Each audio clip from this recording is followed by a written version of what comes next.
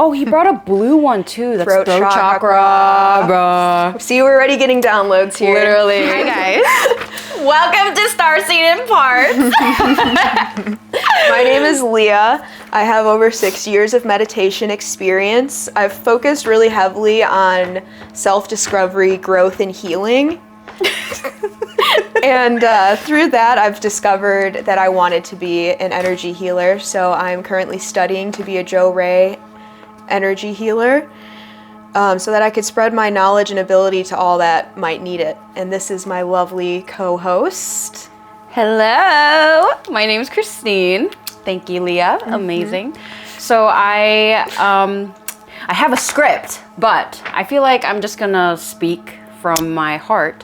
So I have been on the spiritual journey for about over a decade, discovering about myself, knowing about the universe and the realms that we work in. I am also a nail psychic right now. I have my own business where I do psychic nails, artwork, psychic readings. That's actually how I met Leah. Yes. Actually, we met on Bumble BFF. We did. And then she ended up becoming a client, and then we literally hit it off so well. It's like our brains are connected and we fill in the missing pieces. Literally, like it's actually wild. You know when you meet those people and it just like something sparks, right? You don't know how you haven't met this person before. Yeah. Really feels like that. But yeah, so basically I am a divine teacher and student of divine work. I really hold myself to a high standard and eventually want to, you know, share more of this world, this realm of what we do with spirit, with the community, with society. And there's different ways that we can bring up these complex spiritual topics into more bite-sized daily tips and advice that you can use into your daily life. Not all woo-woo. Oh, he brought a blue one too. That's throat chakra, bro. See, we're already getting downloads here. Literally. I feel like just in general, like we just have such great conversations. We do. I feel like a lot of you watching will also take really good bits from it. Yeah, from the beginning, there was just like that connection that we touched on already, but I'm not really comfortable talking about the non-physical with many people, and I feel like we naturally just started talking about it, and it made me feel more confident, and I have that creative like spark in me again. Yes! Oh my gosh, dude, especially because like, okay, we're going a little off topic, but it's just related. Yes. Especially because your mom, you know, her mom actually is also a client now, and she has the same name as mine. Hi, Christine. But basically your mom also said like she saw a visible and energetic change within your being, how you handle yourself in your daily life now, because you have the tools and all that stuff. So it's also about like a perspective shift. So we're going to be going into that today about mental health, and you know, it's something that we all go through, and a lot of your mental shebangs are psychic attacks. Yeah. Especially when it comes to like brain fog specifically, because I always would take that as a sign that like I need to slow down and stop everything, but I didn't realize that that sign was like something's out of alignment and I should look inwards to figure that out. Exactly. Yeah. You know, so many people, we always look externally, medications, we look for other people to tell us or give us permission on what we can do or not, you know? So it's about really discerning and anchoring in your own truth, your own decision making. Knowing your own body. Yeah, exactly. Because everyone's different. Yes, some things are similar, but most of the time, like, you have unique differences that there's a reason why you have those differences. Yes. You know, so especially like when we came together, I was really able to, we're like putting it together. Are we like, it's like the missing puzzle piece connecting, and then it made sense with our human design. Yes. The aura readings we got, like we were literally completing Yin each and other's yang. half. Yeah. Wildness. It was crazy too, because I feel like when I've done my whole journey alone up until this point too. You're the first other spiritual person that I've connected with, I would say. Okay, yeah. And I was already kind of analyzing my behaviors and patterns, and I realized I got rid of a lot of things that were lower vibrational that was keeping me down. Good. So yes. I used to drink a lot of alcohol and, you know, everything in moderation, I would say. Right. So I won't say that I'll never drink again, but I try to limit it because I realized whatever vibration that alcohol was carrying was bringing me down as well. Absolutely. And then after meeting you, I think that's when it really skyrocketed, where I started taking even more things out of my life that I didn't even realize were keeping me in that lower vibration too. Yeah, amazing. Actually, you know, have you heard of the thing, like, if you're around, you are like the 5 people that you surround yourself with. So like if they're fat, you're gonna be fat most likely, because it's like a infection almost. Yeah. So if you're around successful people, positive people, you will also get infected with that positivity and success also, or be able to see higher grounds. So for example, like we have a common friend who my boyfriend was talking to her boyfriend, her man's, and was basically saying, like, what is the amount of money that you would be comfortable with?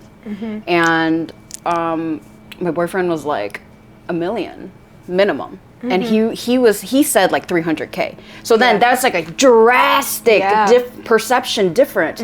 So then he was like, whoa, what? And then he was like, wait a minute. So then that really expands your perspective of what's possible and what other people are also striving for, right? Yeah. So it's like sometimes we can get so stuck in just what we see around us. So when you do interact with people also who are having what you want, or like in that energy, it's contagious. It is. Truly. And but the thing is like, let's say if you haven't done the work to yourself some level, you could take that in a negative way as well. Yeah. So it's hard to recognize those like patterns and cycles, and once you do, the awareness is the first kind of step of that. Yeah. And then to actually make the shift, it's pretty difficult, because some of those things, like they get ingrained from you from a very young age, a lot of it. And you know, it's hard to decipher too sometimes what's good for you and what's bad for you. Yeah. Especially when it comes to relationships. Oh yeah. Because there's relationships that like you might want to keep, but they're harmful to you. Right. And you know, a lot of people be manipulating in relationships and not even know it. Yes. Because it's conditioned, learned behavior, or some people just are very, you know, they're good with sly remarks or comments to get what they want. Yes. Right? And they can use empathy as a way to like manipulate. Yeah. So I don't know, how do we get there? I'm like, as I'm talking, I'm looking at you like, I don't know how we got there. This is why I need Lia to keep me on track. Yeah. I have my bullet points. I'm ready. Okay. Yeah, because I can like go crazy. Yes. So I think touching back onto like, you know, some people are unintentionally manipulative. I feel like that was like a leap I had to overcome too, because I always thought everyone had bad intentions around me. And I was like, negativity, it just comes to me in my life. Like I was in that really dark place. Right. And I noticed this pattern of every ex-boyfriend would have the same issues, I will say, just to keep it clean. Yeah. And I didn't understand why I was attracting the same thing every time. When I feel like every time I was like looking inward and being like, what am I doing wrong here? Literally. And it was the energy. I was not picking up on how they were being manipulative. And I feel like when observing others too, a lot of it's not intentional. So it's really hard because I look for the intention in people, and their intention isn't negative. So that's why I continue to talk to them. Yeah. But they actually aren't even aware a lot of the times of how their perception of the world is then being almost like broadcasted onto mine. Right. Exactly. That just reminded me of like a podcast that I just saw about how you can give people negative cues without knowing that you're giving them a negative cue. And then now they're in a negative feedback loop because now they're giving you a negative cue. You gave me one, I'm gonna give you one. And then now it's like in that. Yeah. And they might not know that they're doing that. So I mean, it's a real thing, you know? You need to know people's intentions, but also know if they're not there so that you don't take those intentions to heart and then make yourself lower your vibration and feel in a, you know, like bad and stuff about like, oh my God, why does this person, like, why did they act like that? Why did they respond like that? And then you go into this like negative loop. And if it's somebody that you love, right, if you have a relationship with them, however way, that could be intensified. And the blinders could be even more intensified because it's someone you love or, you know, have a connection with. There's something in therapy that they taught us. It's called like the eye of suffering. So as soon as you feel like a negative emotion, there is going to be a whirlwind of other negativity that tries to keep you in that eye of suffering. Yes. Once you're in that eye, it's really hard to step out of it. Yeah. And I noticed, like, especially with like relationships with myself even, that when I get stuck in that loop, it feels like I'm super disconnected and I don't know if I can get connected again. Yeah. And I think that also plays into a little bit of anxiety of like imposter syndrome and stuff. But just noticing that like loop almost and trying to break out of it, it's difficult, especially with like the relationships aspects. Yeah, especially, I remember like in the beginning when we first met, you were not seeing so good people. Yes. Yeah. And I was like, ooh, because you're so sensitive with energy. I am. So then you would definitely pick up on their energy. And if their intentions are not there, you know, So definitely that. I think grace is something that keeps coming up for me too. Okay. Because when it is, like, when I feel their intentions and I feel their energy, it's very intense and it's hard to decipher sometimes. So when I feel like it's not of my highest good, I can kind of take myself out of it. When it's like a family member, though, and I know that they care and love for me, it's just not coming out properly. I think just giving grace in those moments of like, the intention is positive, even though it's not coming out properly. Yeah. That's so true, because a lot of people just communication, y'all. Yes. Communication is huge. Yes. Like, oh my gosh, God bless my mans, because like he does not, I mean, he is a runner, but like I don't let him, like if we're having an argument, we are communicating that right now. Yes. We're not letting that boil. We are not letting even minuscule things, you know, the things that like I know is going to bother me again if it's done in the future. So there's like things that you can do to kind of help with that, but you can't force someone to, you know, communicate the way that you expect them to communicate and then get hurt about that. Yeah. You know? Expectations, especially in like your perspective on how relationships go. I feel like that's a repeated pattern that I've noticed in everybody, that they have a version of what is a best friend. A best friend does this, this, and this. Yeah. And then their friend has a different version of like, oh, well, I'll do X, Y, Z, but I won't do ABC for this friend. Right. And I feel like that like disconnect, that's also why the first chakra I worked on opening was my throat chakra, because I knew it was like my weakest at the time. I see. Yeah. So I think like what's really kind of gotten rid of that like brain fog and those lower vibration. I said frog again. I didn't even catch it this time. I'm gonna leave it in. Tecate. Yes, for real. Tecate's really coming through. That's so funny.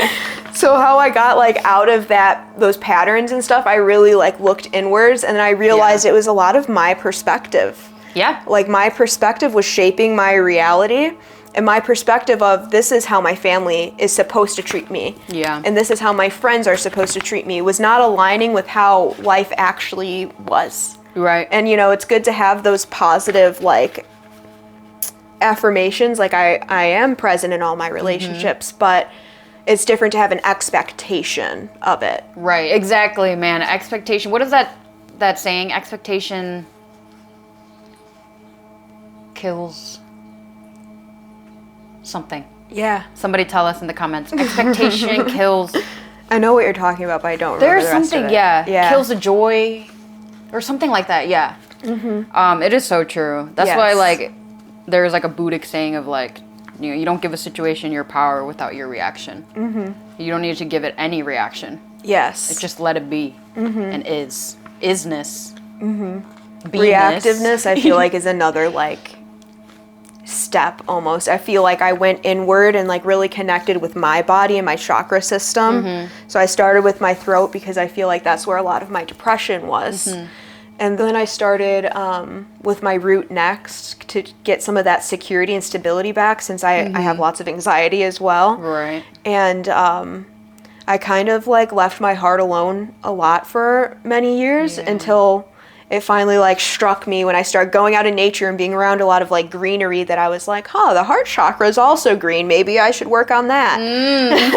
Yes. And when I finally like did connect with my heart, I feel like everything kind of fell into place more. Where like shifting my perspective was easier, and controlling my reactiveness, because my family could be highly volatile at times, and I don't like being that negative, dark, combative type of energy. I like to be very calm and centered. And this is another thing they talked about in therapy too, like reacting from emotional brain or logical brain. A lot of people react from the emotional brain. That's true. And they always say it's better to take some time, like take some deep breaths, step away from the situation, and get back into the logical brain. And it didn't really click until I connected to my heart, that I was like, okay, like I can't control what happens in my life with like pinpoint precision. Right. Hi, Coop. So the only thing I can control is my own reactions to things around me. And if I don't want to be reactive and agitated and angry, I can be calm and still get my point across. Kuba saying hi. Cute. He's the most spiritual kitty. Oh, I know. He sleeps the most too. You know what he's doing? He's in the astral. He's projecting. Really attaining that personal compass of direction is super important. And you can do that by... Yes, you want to be here? You can do that by doing everything in the seat of the heart. Truly, the heart is the center of the solar system, of the universe, which is the you. The verse within you. You have a whole universe. The chakras are aligned with the planets, which is like a solar system in itself in your body. We are the microcosm of the macro. So everything is within. Expansive outwards is just as expansive inwards. Yes, exactly. So it could be kind of intimidating starting too, because I know when I first started, I was alone. I didn't know what I was doing. I was just trying to help my mental health at the time. And I had previously tried meditating in high school and wasn't super successful. And I didn't realize it's something you got to practice constantly. Yeah, it's a muscle. Definitely. And when I finally like had my moment where I'm like, I'm sick of feeling misery all the time, I want to get out of that eye of suffering, I really started to practice a lot into like, I didn't do daily at first, and now I've definitely transitioned into like 3 times a day-ish. But getting started was very confusing, especially with all the misinformation. Oh my God, there's crazy misinformation out there. And there's, most of the stuff like, there's truth and then there's illusion within the truth. So that's why it seems like it could be real, but then there's this part of it that doesn't seem in alignment. It doesn't seem to be of the purity of truth around that. But then people will just be like, they'll jump onto it. Exactly. They'll jump onto it. And even if it's something that's not, let's say, I don't know what I'm saying. Scratch that. But exactly. They would jump onto it and not really question. Or if they find like one thing that's like a little bit false or something, they're gonna be like, oh, well, all of it is false. And it's like, guys, keeping an open mind is so important. Like I take every piece of information with skepticism. And I remember a college professor, actually, it was a philosophy professor. He told me the smartest minds question everything. Exactly. Of course. So I'll take it. We even tell this anyone that's asked me about my spiritual practice when they try to get me to like discern things to them, and I'm like, well, I have an open mind. I'm not going to say it's 100% factual. I'm not going to say it's 100% not. But I will tell you what I have experienced. And what I've come to learn through my experiences. So the thing that you just said, it's like what we're saying here, guys, is we're not saying it's 100% fact, okay? Yes. Like, shit, I don't know, is it? Yeah. But our experience backs it up. Lia has her own experience, years of experience, and I have my own years of experience. Yes. While we came together, we had collective experiences, shared experiences that we were like, holy shit, like, yes. Like, that same, you know? And so, and there's also individual, unique forms of us connecting with the divine, with spirit, with nature around us, which is the divine, right? I was gonna say how like divinity flows in everything. Yeah. And there's not one pathway to get there. Yes. Okay. So it doesn't mean you have to do yoga and do all these things to get there. No, you can study the Kabbalah, you can get there. You can study, I don't know, shamanism. The seeds of get action. There. Exactly. So even if just having the thought that you want to better yourself is gonna lead you down that path. You're gonna start to notice things more, and it's very slow. It takes a lot of effort. Oh yeah. But once it starts to develop, it like doesn't stop. Exactly, and it just gets easier and easier because you have the tool belt in order to tackle it. Especially 2025 coming into now, the energies are really supporting ascension and just overall healing. People are tired. People are tired of feeling sick, tired of feeling like there's no passion in their lives, you know what I mean? And what is passion, honestly? Passion is the fire, the will of life, of breath, you know, and it's the will to create, and it's like just being free-flowing in the present moment. Yes. We're also in the age of Aquarius too, which I wanted to mention because I'm an Aquarius and I'm loving it. It's chaotic, but I love it. Yes, literally. So I feel like this was definitely the next step for me and for us was coming together and doing this because it's the time for destruction and then rebirth. Yeah, and I feel like we are both really good at that. Yes. Chaos energy. Yes. I am soaring through that shit. Like I am flying, I am swimming, like I'm like spinning with the tornado. Like most people will like get like drowned, right? Yes. So we are gonna help you to also have the skills, the tools in order to navigate those chaotic moments in life. Not letting the emotions control you, letting you control your reactions. Right.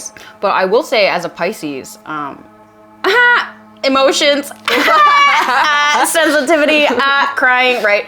So yeah, I had a little bit of issue with people being like, don't attach to emotions because that is my life, you know? So it's not about, it's more so knowing which emotions are, I guess, like truly coming from I guess all emotions are authentic, right? Because you're feeling it, you can't help it, but it's allowing that to kind of come up and then release and pass. It's not about letting it come up and then holding on to it and then pushing it down. Yes. It's not about that, okay? And it can feel in your body like you have to like express, like you have to move, like you got to do something. Let yourself do it. Okay. Yes. I feel like my problem's always been crying because I get super embarrassed when I cry. Right. And I didn't realize how healing it was. Yeah. Because I got scared if I was to like allow myself to cry and show that like sad emotion that I'll spiral into a depressive episode. But then when I learned like I can allow myself to feel sad, this is a sad thing that happened. I need to feel this emotion. Like if the emotion was bad, it wouldn't come through. Right, exactly. You know, it's there for a reason. It's there to teach you something. So you have to allow yourself to feel the waves of emotions as they come, but you can't hold on to them and make them a part of you then. Exactly. You know, like there is great wisdom and beauty in feeling the emotions, like super deep. Even if it's like the darkest emotion, you know, just feeling that and sitting in that energy. This requires a very high perspective, like foundational mindset that we're all gonna get you there, okay? And this mindset allows you to be in that uncomfortable energy so that you can learn from it. And so that you can also maybe then get that data. For me, everything is like data. Yes. My Virgo-ness, right? So it's like putting it in and then maybe, you know, that's going to be something for another day. Who knows what you would use that for? For example, you may teach someone or help someone on their path, but feeling the depths of emotion is not always a bad thing. Okay, but it's knowing when is the time to let it rise and then be alchemized and purified and then sent back to source or wherever. You know, so yeah, emotions are good, guys. They are good, and That's you should why we're feel here. them. Yeah, but also, again, like connecting with your body, you need to know when like you have felt it and it's time to release it. And if you feel like you can't release it, then obviously seek help, because that's exactly what I had to do. I was feeling it too deep in college, and I didn't know how to release it, even though I was meditating and cleansing myself and cleansing my space. I was just in such a deep like pit almost, that I was like clawing myself to get out of it, and I felt like I had no support to do it. And I knew I needed to get out of it. I felt the emotions. I knew it was time to let go of it. So I did reach out for more like mental health from professionals, and you know, I still use those like therapy techniques within my spiritual practice now, because a lot of it's connected. Exactly. And techniques and stuff, you don't really have to like be so serious about it. Be lighthearted, you know, use it. You can change little things to make it so that it's more palatable for you. So that you will be able to do it every day. It doesn't mean do a whole 30-minute routine, breath work, yoga, you know, stretch. You don't fucking need to do that shit. You can just do something that makes you feel good. 5 minutes. Intentional focus. That's all it takes, honestly, in the beginning, you know? And even an intermediate, advanced. You got to follow yourself. So many people, I feel like you need to do this. And the only thing I will say is like meditation has been my main technique. Some people, they use tarot cards as their main technique. But, you know, I think so many people are like, well, if you want to get to this next level, you have to do this. And I don't think that's true. I think you need to listen to yourself. So if yourself is telling you, I need to rest. If you're feeling a little bit more energized and you want to like try a new practice, try a new practice. Like it all is like within yourself. And once you start following like the little breadcrumb trails of the like breadcrumbs, the destiny life, guys, versus it's literally like life. breadcrumbs. Literally like breadcrumbs. Oh my god. As soon as you start picking up those breadcrumbs and following them, then everything just shifts aligns into place. Literally, It's just like that. Couldn't have said it any better. It really is. Like when you follow that excitement, it's like, oh, what's this? And you're like, oh my gosh, what about that? And you go here, oh, what about that? It's literally like that. And then you will be drawn to the next thing. And then eventually you will come to a point where your path, you're like, I see where this is going. I see where this is going. Guys, I was about to be a dentist, okay, before 2020. A dentist. I got a tattoo with a tooth and a skull. I was serious about it, guys. So yeah, you're, you know, be open to how things can come in for you, because it can literally be not what you're expecting. And the most like chaotic moments when things just feel like they're ripped from you are actually the most like transformative. Which is just like crazy, because my whole like job situation recently, like I'm having a big career shift. I'm like, I went to school for computer science. I have my degree. I got certified as a Scrum Master. I've worked for the government. I have like an impressive resume. I graduated with honors, and I can't get a job in my field.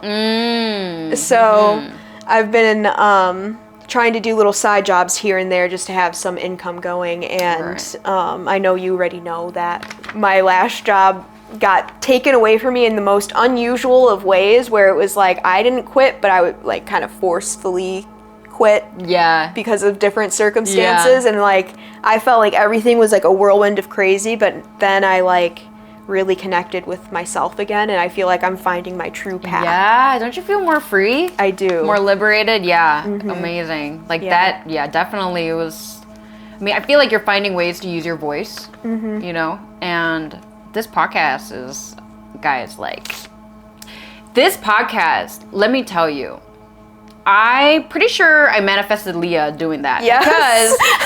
Because I wanted, so since I already make content on nail stuff, other psychic work, and I have my business on the side of products and stuff, so it's a lot, right? But I have a deeper wisdom that I would like to share that I didn't know how to share. So I knew I wanted to start a podcast, but I knew like, if I were to do it by myself, maybe it would be more difficult. And then Lia just popped out of nowhere, the question. And I was like, yeah. And then it just free flowing. Yeah, that was like the first very intense download I got. Like, because I mostly feel things. Yeah. And that was the first one where I was like, I heard it in my head that you should start a podcast with Christine. And it kept coming in my head. And I was like, I have to talk to her about this immediately. Yeah, because I want to do that. That's insane. And apparently, you guys, like 2025 plus, spirituality is on the come up. Podcasts are on the come up. People are wanting to know more about what's going on. What are they feeling in their body? What is this? What is this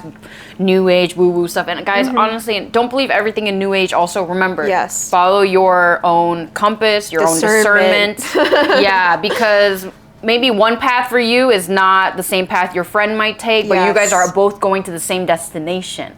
You know what I mean? So it's all about being open to experiences and things like that, and not to shun someone, out of like a place of fear, because you don't know how that person may take it, and then how that may change their trajectory. Yes. Yeah, we've talked about a lot of topics today. Yes, which we did. Feels amazing. So, I would say, like, to sum up a little bit, like, it's kind of like a whirlwind. Like, when you first start getting into everything, it's really confusing, and you start to like realize what's good for you, what's bad for you, and then it comes like the perspective change and looking inward, and the more you go inward, you realize that you're creating your reality outwards. Yeah, straight up. Yeah, and there's lots of trial and errors that both of us have gone through that we will definitely talk about more. So guys, thank you for watching today's episode. It was a little chaotic, but that's how it is when it starts. I love that you added that, because it truly is like that. It's like, oh my gosh, so much going on at once. Where do I even start? But we definitely in later episodes will get more in depth. We have different bits planned. Yeah, and also as we form this community here on Starseed Imparts, and in the comments, we can also see like what you guys want to hear. We can definitely talk about, honestly, like so many things. Light language, sacred art, symbols, magic, witchcraft. And not like the evil kind, guys. Yeah, none of that. Like, everything we do is seated pure in light and love. Unconditional love, divine truth, divine sound, divine alignment. And so please like, share, and subscribe if you like our content. Yes, please, please. I hope you liked our first episode, and cheers to many more. Yes, we'll be back in a few weeks with another.